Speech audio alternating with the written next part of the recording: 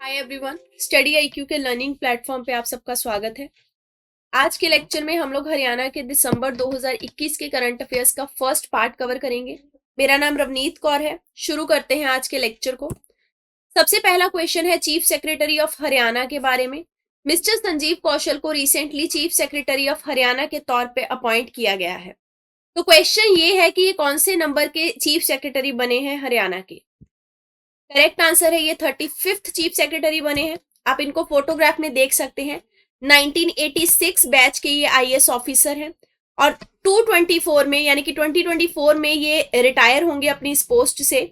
इन्होंने विजय वर्धन जी को रिप्लेस किया। Vijay Vardhan ji as a chief secretary retire हो चुके हैं और अब आपके 35th chief secretary mister Sanjeev Kaushal को नियुक्त किया गया है। नेक्स्ट क्वेश्चन है हरियाणा के कौन से डिस्ट्रिक्ट में Lala Lajpat Rai university of veterinary and animal science located है। ये यूनिवर्सिटी न्यूज में थी और ये आपकी हिसार डिस्ट्रिक्ट में लोकेटेड है। अगला question Haryana Maharana Pratap horticulture university के बारे में है। ये यूनिवर्सिटी कौन से डिस्ट्रिक्ट में लोकेटेड है हरियाणा के, ये आपको बताना है। तो ये यूनिवर्सिटी है आपकी करनाल डिस्ट्रिक्ट में। अब ये न्यूज में क्यों थी, क्योंकि यहाँ पे फर्स्ट रेगुलर फैकल्टी का जो बैच है वो शुरू हो चुका है और इसके लिए 13 असिस्टेंट प्रोफेसर्स की जो रिक्रूटमेंट है उसका प्रोसेस कंप्लीट किया गया। नए सेशन में बीएससी और पीएचडी के लिए डिफरेंट सीट्स जो है वो खोली गई हैं और जल्द ही यहाँ पे कोर्सेज जो है वो शुरू हो जाएंगे। नेक्स्ट क्वेश्चन पहले कृषि विज्ञान केंद्र के बारे में है। तो हरियाणा में ये जब सेटअप किया गया था, आपको वो साल बताना है जब पहला कृषि विज्ञान केंद्र खोला गया था। इसका करेक्ट आंसर है 1976। देखिए सबसे इंपॉर्टेंट चीज जो आपको ध्यान रखनी है वो ये है कि कृषि विज्ञान केंद्र का मेन पर्पस होता है साइंटिफिक टेक्निक्स और मेथोडोलॉजी के साथ फार्मर्स को असिस्टेंस प्रोवाइड करना। इसका मतलब अगर किसी फार्मर को कोई क्वेरी चाहिए जैसे कि सॉइल सैंपलिंग से रिलेटेड, फर्टिलाइजर से रिलेटेड और भी साइंटिफिक मेथड्स ऑफ फार्मिंग से रिलेटेड, तो वो सीधा कृषि विज्ञान केंद्र को कॉन्टेक्ट कर सकते हैं। नेक्स्ट क्वेश्चन में आपको हरियाणा का एक्सपोर्ट बताना है। 2021 में कितने करोड़ तक का एक्सपोर्ट इसके द्वारा किया गया। और हरियाणा बहुत सारे स्टार्टअप्स लेके आ रहा है। 1500 स्टार्टअप्स अप्रोक्सीमेटली फंक्शनिंग है जो कि एमएसएमई सेक्टर को टारगेट कर रहे हैं। इसी चीज के आधार पे चलते हुए हरियाणा अब अपनी एम्प्लॉयमेंट रेट को टारगेट करेगा और एक्सपोर्ट आगे चल के और भी बूम होगा। और 2021 में हरियाणा से लगभग 85,000 करोड़ का जो एक्सपोर्ट है वो किया गया। इसके अलावा हरियाणा गवर्नमेंट के द्वारा इन्वेस्टमेंट फेच करने के लिए डिफरेंट टारगेट्स रखे गए हैं, जैसे कि 1 लाख करोड़ रुपए आपके outside of Haryana as a investment के तौर पे फेच किए जाएंगे ताकि हरियाणा में और भी ज्यादा ग्रोथ और डेवलपमेंट किया जा सके। और इसके लिए इन्वेस्टमेंट समिट जो है उसको ऑर्गेनाइज किया गया हरियाणा के गुरुग्राम में। नेक्स्ट क्वेश्चन में आपको बताना है कि हरियाणा में percentage of women personnel police department में कितनी है। अब इनकी संख्या पहले से थोड़ी ज्यादा हो चुकी है और पुलिस में विमेन पर्सोनल को अपॉइंट करने से दो फायदे होते हैं। एक तो हरियाणा का जो सेक्स रेशो है वो इससे इंप्रूव होगा, क्योंकि जो विमेन वर्किंग है, काम कर रही हैं अच्छे डिपार्टमेंट्स में, वो एक रोल मॉडल बन के उभरेंगी। दूसरी चीज, विमेन को और भी ज्यादा सेफ्टी जो है वो फील होती है जब कोई लेडी पुलिस होती है।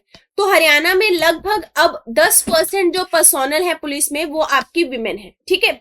और एक चीज आप और ध्यान रख सकते हैं कि सरकार ने विमेन एम्पावरमेंट के लिए एजुकेशन में बहुत अच्छा काम किया है और एजुकेशन में काम होने की वजह से ही ये जो विमेन पर्सोनल है सरकारी नौकरियों में डिफरेंट डिपार्टमेंट्स में इनका शेयर जो है परसेंटेज अब इंक्रीज हुआ है। लगभग 20 किलोमीटर के डिस्टेंस पे आपके घर से हायर एजुकेशन की फैसिलिटी और कॉलेजेस सरकार के द्वारा मुहैया करवाए गए हैं। इसके अलावा विमेन को सिक्योरिटी प्रोवाइड करने के लिए भी सरकार ने दुर्गा ऐप और दुर्गा वाहिनी फॉर्म की है।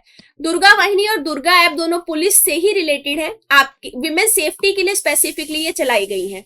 तो सरकार के द्वारा काफी अच्छा काम किया जा रहा है ताकि जो सेक्स रेशो है वो इम्प्रूव हो सके और विमेन जो है वो हरियाणा में सेफ फील कर सके।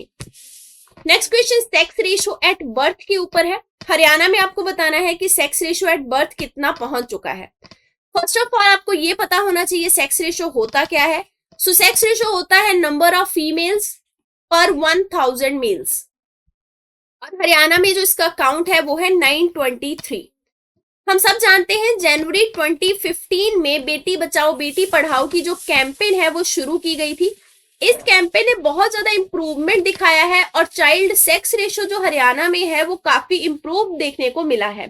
पहले हरियाणा में चाइल्ड सेक्स रेशियो 871 था जो आज के टाइम पे 923 है। हरियाणा गवर्नमेंट का टारगेट है इसे अगले 2 साल में 950 करने का।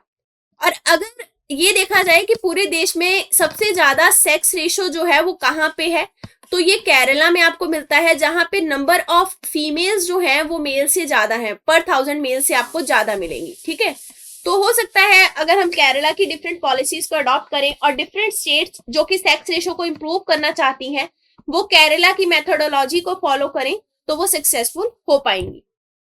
नेक्स्ट क्वेश्चन में आपको एक स्कीम का नाम बताना है। ये हरियाणा गवर्नमेंट की स्कीम है।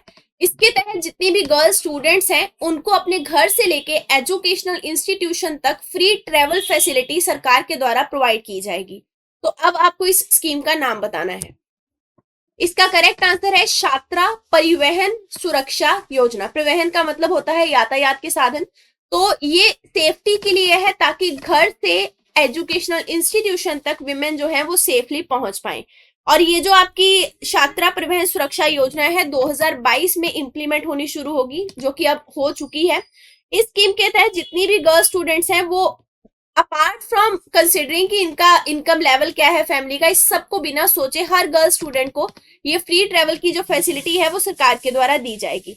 और मैंने आपको पहले भी बताया दुर्गा शक्ति वाहिनी जो है वो सरकार के द्वारा इंप्लीमेंट की जा रही है। ये एक स्पेशल टास्क फोर्स है जो कि विमेन के अगेंस्ट होने वाले क्राइम्स को रोकने में हेल्प करेगी। और ये जो आपकी छात्रा परिवहन सुरक्षा योजना है इसकी एक टैगलाइन है जिसको आप ध्यान रख सकते हैं, मारे हरियाणा की शान लड़का लड़की एक समान। तो अगर ऐसे पूछा जाए कि ये टैगलाइन कौन सी स्कीम की है तब भी आंसर आपका ऑप्शन नंबर 2 होगा। अगला क्वेश्चन है सरस्वती रिवर की इंपॉर्टेंस को हाईलाइट करने के लिए हरियाणा गवर्नमेंट ने एक दूसरी स्टेट के साथ मेमोरेंडम ऑफ अंडरस्टैंडिंग साइन किया है ताकि इस रिवर पे हम लोग डैम जो है उसे बिल्ड कर सके। और ये डैम जनवरी 2022 में बनाया जाना तय हुआ है। तो कौन सी दूसरी स्टेट के साथ एमओयू साइन किया गया है ये आपको बताना है। इसका करेक्ट आंसर है हिमाचल प्रदेश और हरियाणा ने ये एमओयू साइन किया है। सरस्वती हम सब जानते हैं कि एक माइथोलॉजिकल रिवर की कैटेगरी में आती है, लेकिन फिर भी इसके जो रेमिनेंट्स हैं जो रिमेन्स हैं वो आपको बहुत जगह पे मिलने को मिल जाते हैं। और अगर यहाँ पे ये डैम बिल्ड हो गया तो डेफिनेटली ये जो जगह है वो टूरिस्ट प्लेस के लिए बहुत ज्यादा मानी जाएगी। नेक्स्ट क्वेश्चन साइक्लोथॉन के बारे में है। तो आपको ये बताना है कि ये कौन सी जगह पे एज ए यूनिक इनिशिएटिव शुरू किया गया। तो देखिए जैसे मैराथन होता है रनिंग की जाती है, वैसे साइक्लोथॉन में साइकिल्स के थ्रू एक मैराथन टाइप निकाला जाता है। इसका करेक्ट आंसर है पंचकुला में इसका इनॉग्रेशन किया गया। Minister of state for sports and youth affairs Sandeep Singh ji के द्वारा इसका इनॉग्रेशन पंचकुला में किया गया। अब ये साइकिलिंग बेसिकली बहुत सारे मैसेज क्रिएट करता है, जैसे कि आप अगर फिट रहना चाहते हैं तो साइकिलिंग के थ्रू रह सकते हैं। आपको स्पेसिफिकली जिम में जाके एक्सरसाइज करने की जरूरत नहीं है। अगर आप साइकिलिंग करते हैं तो पेंडेमिक और आने वाली बहुत और सारी बीमारियों से आपकी जो इम्यूनिटी है वो स्ट्रांग डेवलप हो सकती है। नेक्स्ट क्वेश्चन है Haryana state legal service authority के द्वारा नेशनल लोक अदालत 22 डिस्ट्रिक्ट में ऑर्गेनाइज की गई है। तो ये कौन से नंबर की नेशनल लोक अदालत थी जो 2021 में कंडक्ट की गई ये आपको बताना है। इसका करेक्ट आंसर है ये 4th थी 2021 में जिसको ऑर्गेनाइज किया गया। लगभग 22 डिस्ट्रिक्ट में ऑर्गेनाइज हुई। 33 सब डिविजन्स जो हरियाणा की हैं वहां पे ऑर्गेनाइज की गई और जस्टिस मिस्टर अगस्तिन जॉर्ज मसीह के अंडर ये ऑर्गेनाइज की गई थी। नेक्स्ट क्वेश्चन में आप थोड़ा सा डिटेल देख लीजिए लोक अदालत के कॉन्सेप्ट का, क्योंकि बहुत इंपॉर्टेंट क्वेश्चन इससे फ्रेम हो सकता है। बेसिकली जो नालसा है आपकी नेशनल लीगल सर्विस अथॉरिटी, ये डिफरेंट लीगल सर्विस इंस्टीट्यूशंस के साथ मिलके लोक अदालत को कंडक्ट करती है स्टेट लेवल पे। अब लोक अदालत और डिफरेंट कोर्ट्स जो होते हैं उनमें क्या डिफरेंस है। देखिए लोक अदालत एक ऑल्टरनेटिव डिस्प्यूट रिड्रेसल मैकेनिज्म है। जैसे कि अगर आप रेगुलर कोर्ट में जाते हैं, सेशन कोर्ट हो गया, हाई कोर्ट हो गया, सुप्रीम कोर्ट हो गया, ये आपके पास जुडिशरी है एक प्रॉपर स्ट्रक्चर के साथ, लेकिन अगर आप अपने केस को जल्दी सॉल्व करवाना चाहते हैं, एमिकेबल मेथड में सॉल्व करवाना चाहते हैं, यानी कि सुलह करके, तो आप लोक अदालत का दरवाजा खटखटा सकते हैं। तो ये एक ऑल्टरनेटिव तरीके से आपको अपने झगड़े रिजॉल्व करने का एक फ्रेमवर्क देता है। तो यहाँ पे जो भी केसेस पेंडिंग होते हैं कोर्ट ऑफ लॉ में, वो एमिकेबली और कॉम्प्रोमाइज मैनर में सेटल किए जा सकते हैं। लोक अदालत जो है, अगर आपसे ऐसे पूछा जाए कि इसको स्टैट्यूटरी स्टेटस दिया गया है या नहीं, तो यस, ये स्टैट्यूटरी है। लीगल सर्विस अथॉरिटी एक्ट 1987 के तहत इसको ये कानूनी दर्जा प्राप्त हुआ था। और लोक अदालत के द्वारा जो भी डिसीजन होता है, जैसे कि आप सिविल कोर्ट में गए या सेशन कोर्ट में गए, वहां पे जब कोई डिसीजन विडिक्ट आता है तो आप आगे अपील करते हैं दूसरे कोर्ट में, और ये डिसीजन फाइनल होता है एक तरीके से। फिर आपको अगर नहीं पसंद आया तब आप किसी न किसी कमी के थ्रू आगे अपील करते हैं। इन द सेम मैनर लोक अदालत का जो डिसीजन होता है वो सिविल कोर्ट की डिग्री के बराबर होता है, फाइनल होता है और बाइंडिंग होता है सारी पार्टीज के। सबसे इंपॉर्टेंट चीज है, इसके अगेंस्ट आप अपील नहीं कर सकते। किसी भी कोर्ट ऑफ लॉ में आप इसके अगेंस्ट अपील नहीं कर सकते। और अगर पार्टीज इसके अवार्ड से यानी कि डिसीजन से सेटिस्फाई नहीं है तो ये प्रोविजन जो अपील करने का नहीं है। अब इसका अल्टरनेटिव सोल्यूशन दिया गया है, एक नई लिटिगेशन फाइल की जा सकती है दूसरे सेम केस के लिए एक अलग कोर्ट में। यानी कि डिसीजन के अगेंस्ट आप अपील नहीं करेंगे, लेकिन आप कोर्ट जा सकते हैं, जो हमारे कोर्ट्स बने हुए हैं, सेशन कोर्ट, हाई कोर्ट, वहां जा सकते हैं और अपना जो केस है उसे फाइल कर सकते हैं। एक और पॉइंट इंपॉर्टेंट है कि अगर आप लोक अदालत में अपना मैटर रजिस्टर करते हैं तो कोई भी कोर्ट फी पेएबल नहीं है, यानी कि इट इज टोटली फ्री। और नालसा के फेवर में सुप्रीम कोर्ट ने बहुत सारे वर्डिक्ट जारी किए हैं और बोला है कि अगर हम नालसा को फॉलो करते हैं, लोक अदालत को रेगुलरली कंडक्ट करते हैं, तो जो सुप्रीम कोर्ट और हाई कोर्ट में पेंडेंसी है केसेस की, उसको हम रिड्यूस कर सकते हैं। ठीक है, अगर कोर्ट ऑफ लॉ में कोई भी मैटर पेंडिंग है तो वो लोक अदालत में ट्रांसफर किया जा सकता है। आपकी इसमें सहमति चाहिए होगी जिसका भी मैटर है, फिर उसको सब्सिक्वेंटली सॉल्व किया जाता है। जो आपने कोर्ट में फी पे की होती है केस के टाइम, वो फिर आपकी जो फी है आपको वापस आ जाती है, रिफंड हो जाती है, क्योंकि लोक अदालत तो ऑलमोस्ट फ्री है। तो आपने कोर्ट में अगर कोई पैसा पहले भरा था और वो केस लोक अदालत में चला गया, तो अब आपको कोई पैसा नहीं देना, जो आपने पैसा दे रखा है वो भी आपको रिफंड हो जाएगा। एक चीज और ध्यान रखेंगे, जो भी पर्सन केस में डिसीजन लेते हैं लोक अदालत में, उनको हम मेंबर्स बोलते हैं लोक अदालत के। जैसे कि सुप्रीम कोर्ट में जो डिसीजन लेते हैं हम उन्हें जज कह के संबोधित करते हैं, यहाँ पे उन सबको मेंबर्स बोला जाता है। इनका जो रोल होता है वो कंसिलिएटर्स का होता है, यानी कि ये आपको असिस्ट करते हैं। इनका मेन मोटिव होता है कॉम्प्रोमाइज तरीके से डिसीजन पे पहुंचना, और इनका कोई भी जुडिशियल रोल नहीं होता। तो देखिए जुडिशरी क्या करती है, आप अपना केस लेके जाएंगे, वो अपना वर्डिक्ट सुना देती है कि हाँ ये डिसीजन है, ये सजा है, या फिर ये आपको करना है। लेकिन लोक अदालत में आपको प्रसुएड किया जाता है, आपको कन्विंस किया जाता है दोनों पार्टीज को कि हाँ जी आप इस डिसीजन पे आ जाइए, ये सबसे बेनिफिशियल रहेगा, ना कि अपना वर्डिक्ट जो है वो सुनाया जाता है। तो आपको नाम से बहुत सारी चीजें कॉमन सेंस में क्लियर हो जाएंगी। लोक अदालत इट मींस कि लोक की सुनवाई लोगों के थ्रू ही होती है। People are the most prominent agent in the Lok Adalat. लोक अदालत कोई भी मैटर अपने मन से उठा के डिसीजन नहीं दे सकती। जैसे कि सुप्रीम कोर्ट अगर इन्वायरमेंट में कोई खराबी देखता है तो सुओ मोटो मैनर में सुप्रीम कोर्ट अपना डिसीजन और जजमेंट दे सकता है। लेकिन लोक अदालत के केस में कोई भी मैटर लोक अदालत अपने मन से उठा के सेटलमेंट नहीं करवा सकती, कॉम्प्रोमाइज नहीं करवा सकती। तो कुछ जो डिफरेंसेस हैं लोक अदालत में और कोर्ट में, ये आपको क्लियर होने चाहिए क्योंकि क्वेश्चन फ्रेम हो सकता है। Next question Haryana human right commission के ऊपर है। 2021 में आपको बताना है हरियाणा ह्यूमन राइट कमीशन के द्वारा कितनी कंप्लेंट्स को एड्रेस किया गया। तो इसका करेक्ट आंसर है लगभग 1728 कंप्लेंट को 2021 में ह्यूमन राइट कमीशन के द्वारा सेटल किया गया है। 2378 यानी कि 2378 कंप्लेंट्स आपकी आई थी, 21 डिफरेंट कैटेगरीज में थी, जिसमें से कि 1728 जो है वो रिड्रेस हो चुकी हैं। यहाँ पे आप देख सकते हैं हरियाणा ह्यूमन राइट कमीशन के बारे में। Protection of human right act को 1993 में इनेक्ट किया गया था, जिसके तहत नेशनल ह्यूमन राइट कमीशन बनाया गया और हर एक स्टेट को स्टेट ह्यूमन राइट कमीशन बनाने के लिए एक इंडिपेंडेंट अथॉरिटी जो थी वो प्रोवाइड की गई। और ये ह्यूमन राइट कमीशन जो है सेम सेटलमेंट में हरियाणा में भी इंप्लीमेंट किया गया। इसका पर्पस क्या होता है? ह्यूमन राइट्स का प्रोटेक्शन करना विद इन द स्टेट। ध्यान रखेंगे national human right commission all across the India function करता है। कहीं पे भी इंडिया में ह्यूमन राइट का वायलेशन हो रहा है तो national human right court commission आपका एक्शन ले सकता है।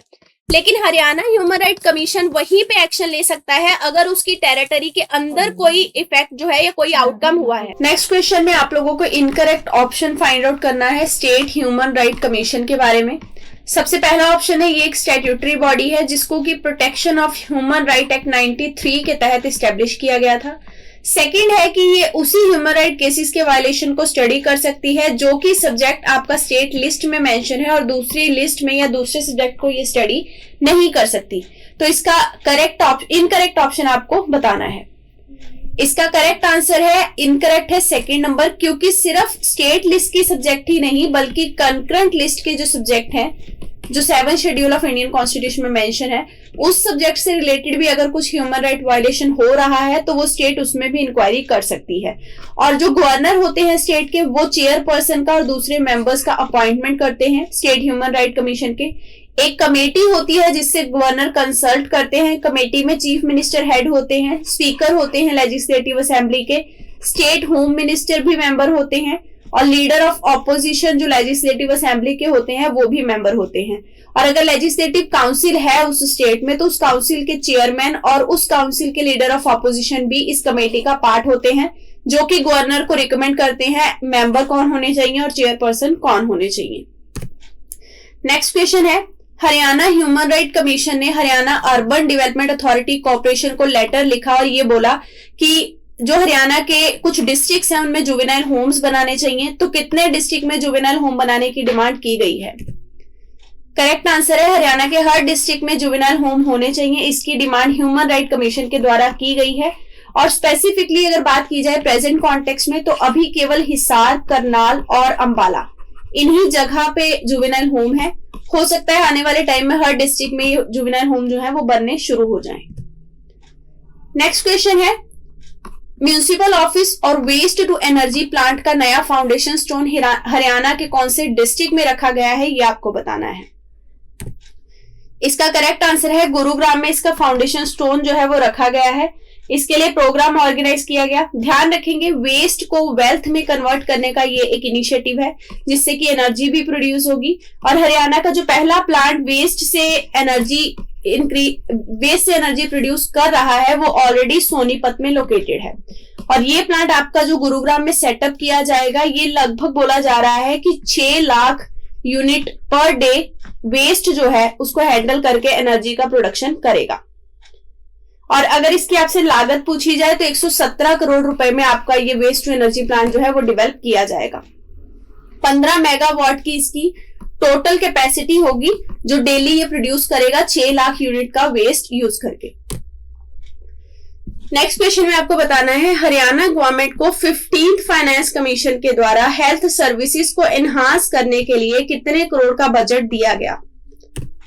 करेक्ट आंसर है 301.38 करोड़ रुपीस का बजट दिया गया है by the 15th finance commission. और इसके अलावा ध्यान रखेंगे 27.87 करोड़ प्राइमरी हेल्थ केयर के लिए हैं और इसी के तहत 24.16 करोड़ जो है उसके तहत सब सेंटर्स जो है वो बनाए जाएंगे जिसमें कि डिस्पेंसरीज वगैरह खोली जाएंगी। 15th फाइनेंस कमीशन ने अपनी रिपोर्ट दे दी है। प्रेसिडेंट ऑफ इंडिया के द्वारा 15th फाइनेंस कमीशन हर 5 साल में बनाया जाता है। NK Singh 15th finance commission के चेयरमैन थे। नेक्स्ट क्वेश्चन है प्रॉम्प्ट और रॉबस्ट इमरजेंसी सर्विस प्रोवाइड करने के लिए ट्रैफिक सेफ्टी को लेके किस स्टेट की पुलिस ने इंटीग्रेटेड ट्रैफिक हेल्पलाइन नंबर 1073 जो है उसको इमरजेंसी रिस्पांस सपोर्ट सिस्टम के साथ कनेक्ट कर दिया है। यानी कि अब ट्रैफिक हेल्पलाइन का नंबर इस 112 इमरजेंसी नंबर के साथ इंटरलिंक हो चुका है।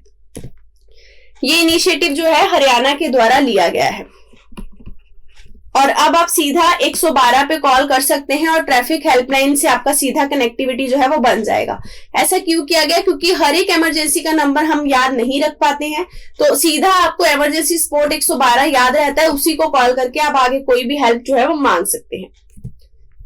नेक्स्ट क्वेश्चन है under reuse of treated waste water policy एक प्लान जो है वो हरियाणा के द्वारा डिसाइड किया गया है कि 50% तक वेस्ट जो है स्टेट का वो 2025 तक रिसाइकल किया जाएगा और 2030 तक इसको बढ़ा दिया जाएगा, यानी कि वेस्ट का ट्रीटमेंट जो है हरियाणा में उसे इंक्रीज कर दिया जाएगा। तो 2030 तक कितने % वेस्ट हरियाणा में ट्रीट कर लिया जाएगा under treated waste water policy? इसका करेक्ट आंसर है 80% आपका जो वेस्ट है उसको 2030 तक वेस्ट वाटर को स्पेशली हरियाणा की गवर्नमेंट ट्रीट करने का जो लोगो है, एम है, उसे सेट कर चुकी है।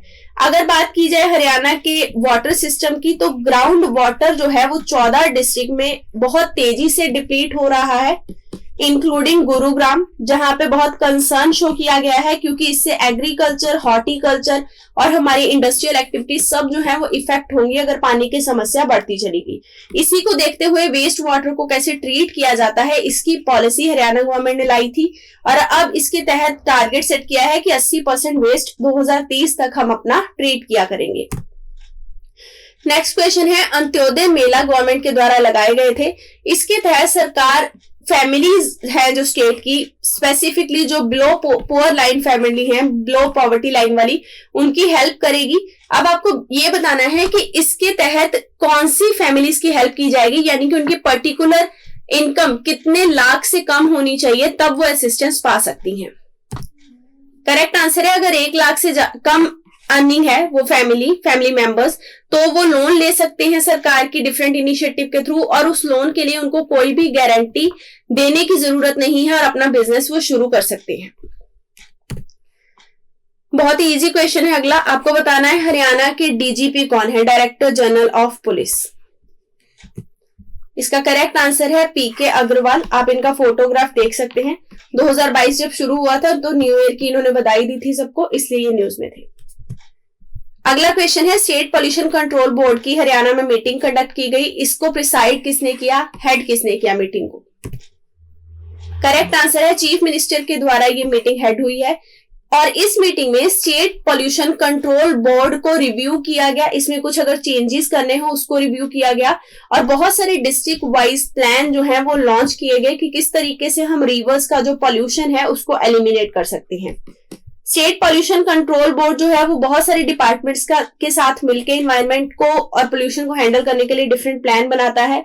और इस रिपोर्ट में जो स्टेट पॉल्यूशन कंट्रोल बोर्ड की रिपोर्ट जमा की गई है उसमें यह बताया गया कि सीएनजी के जो कनेक्शन है वो एनसीआर वाले एरिया में हमें और भी ज्यादा बढ़ाने चाहिए ताकि आने वाले टाइम में जो एयर पॉल्यूशन है उसकी समस्या को हैंडल किया जा सके।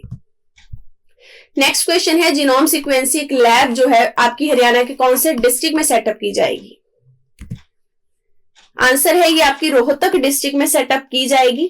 ठीक है, और रोहतक की महर्षि दयानंद यूनिवर्सिटी है उसको ये सर्टिफिकेट दिया गया है कि वो इस लैब में अपना काम जल्दी ही शुरू कर सकती है और जो वायरस है हमारे मतलब आसपास उसका जीनोम सीक्वेंस तैयार कर सकती है। जीनोम सीक्वेंसिंग होती क्या है ये पता होना चाहिए।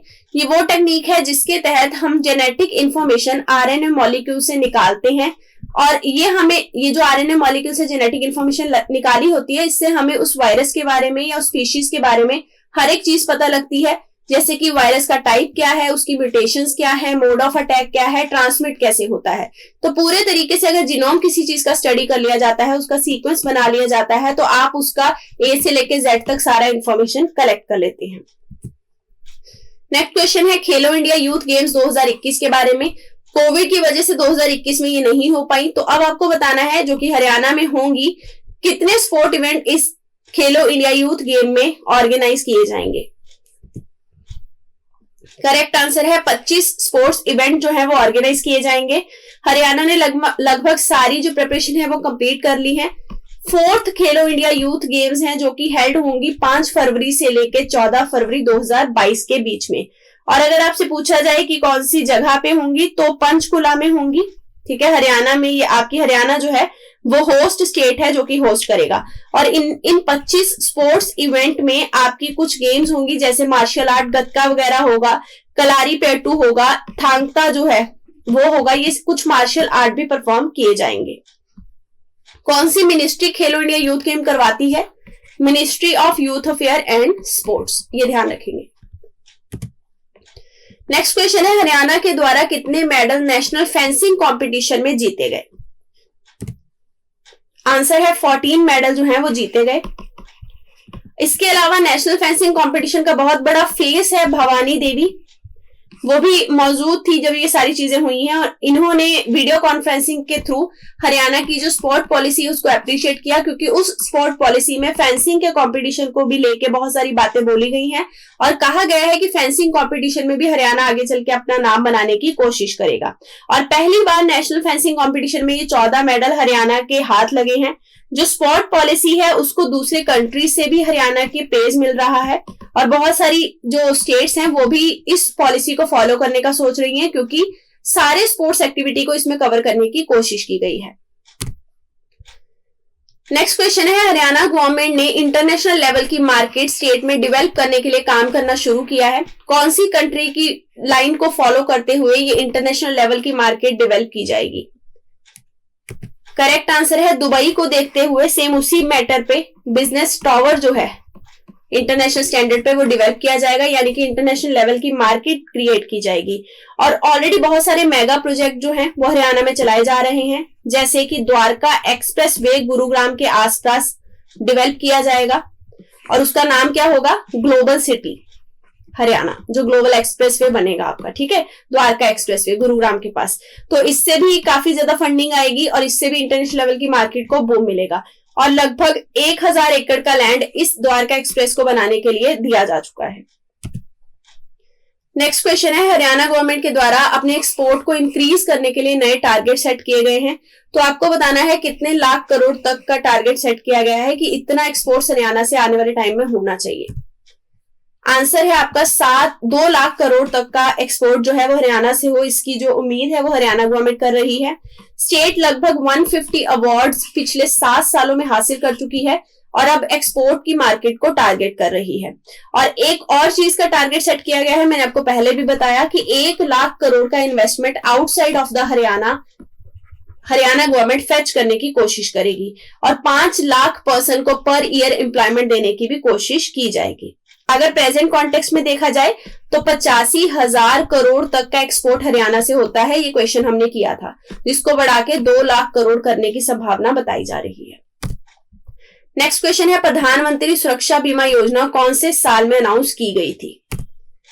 इसका करेक्ट आंसर है 2015 में अनाउंस की गई थी। अब ये न्यूज में क्यों थी? क्योंकि इसी योजना के चलते हुए हरियाणा गवर्नमेंट ने 2 लाख रुपए आंगनवाड़ी वर्कर को एक्सीडेंट के केस में देने का वादा किया है, प्रधानमंत्री सुरक्षा बीमा योजना। और भी बहुत सारी चीजें की गई हैं, जैसे कि 1 लाख रुपए हर एक आंगनवाड़ी वर्कर के लिए दिए गए, क्योंकि कोविड के टाइम पे इन्होंने बहुत ही इंपॉर्टेंट रोल जो था वो प्ले किया था। यहाँ पे आप प्रधानमंत्री सुरक्षा बीमा योजना के बारे में देख सकते हैं। अगर आपसे इंप्लीमेंटिंग मिनिस्ट्री पूछी जाए तो मिनिस्ट्री ऑफ फाइनेंस के तहत है, ये डिपार्टमेंट है डिपार्टमेंट ऑफ फाइनेंशियल सर्विसेज, जो कि एक्टिव रोल प्ले करता है। इस स्कीम के तहत जो 18 से 70 साल की एज के लोग हैं उनको और उनके बैंक अकाउंट हैं, तो वो इस स्कीम को ज्वाइन कर सकते हैं। एक्सीडेंटल इंश्योरेंस की बेसिकली ये स्कीम है। इसके तहत 2 लाख रुपए एक्सीडेंटल डेथ पे या फिर फुल डिसेबिलिटी पे दिए जाएंगे, इंश्योरेंस अगर हो रखा है। 1 लाख रुपया दिया जाएगा अगर एक्सीडेंट के टाइम पार्शियल डिसेबिलिटी होती है। प्रीमियम की अगर बात की जाए तो 12 रुपए सालाना आपको देने होंगे, जो भी अकाउंट होल्डर होगा जो इस पॉलिसी को ले रहा है। ये स्कीम आपकी public sector general insurance company या फिर किसी भी दूसरी जनरल इंश्योरेंस कंपनी के द्वारा प्रोवाइड की जा रही है। इसी के साथ ही लेक्चर खत्म होता है। अगर आपकी कोई क्वेरी हो तो आप इन कॉन्टेक्ट नंबर्स पे कॉन्टेक्ट कर सकते हैं। पढ़ते रहिए। All the best. Thank you very much.